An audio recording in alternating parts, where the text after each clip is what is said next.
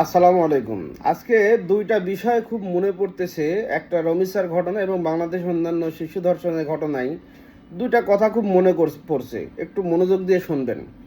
প্রথম কথা হলো যে আল্লাহ কোরআনের ভিতরে বলেছেন যে যার বিবেক আছে চিন্তা করে না, কান আছে ভালো শোনে না, ব্রেন আছে চিন্তা করে না, চোখ আছে ভালো কিছু দেখে না, তারা মানুষ রূপী জন্তু জানোয়ারের থেকেও নিকৃষ্ট।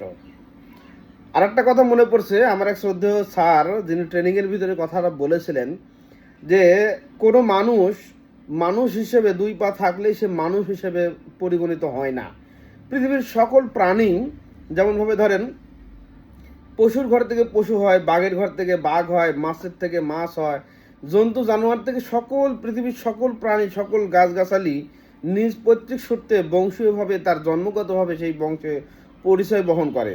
পৃথিবীতে একমাত্র মানব জাতি যা মানুষের ঘরে জন্ম নেওয়ার পরেও তাকে লেখাপড়া শিখিয়ে বিনয়ী হয়ে মেধা জ্ঞান দিয়ে তাকে সঠিক মানুষে পরিণত হতে হয়।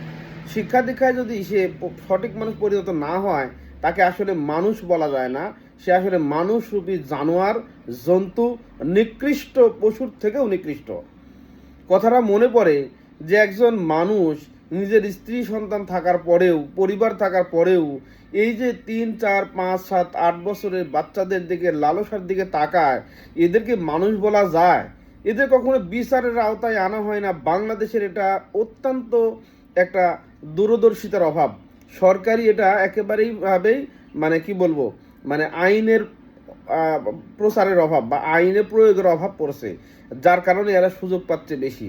এদেরকে কঠিন শাস্তি দিতে হবে, শুধু শাস্তি নয়, প্রকাশ্যে মানুষের সামনে শাস্তি না দিলে এরা কখনো ভালো পথে আসবে না।